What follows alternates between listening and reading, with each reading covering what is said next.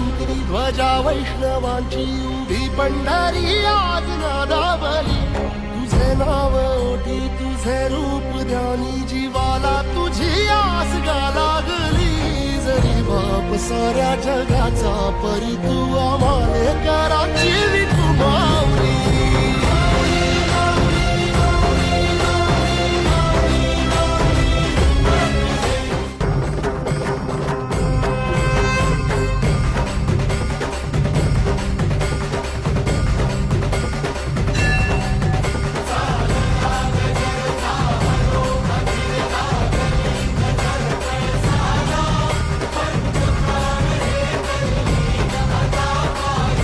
अरे बाळा काय मागतो देवाकडं?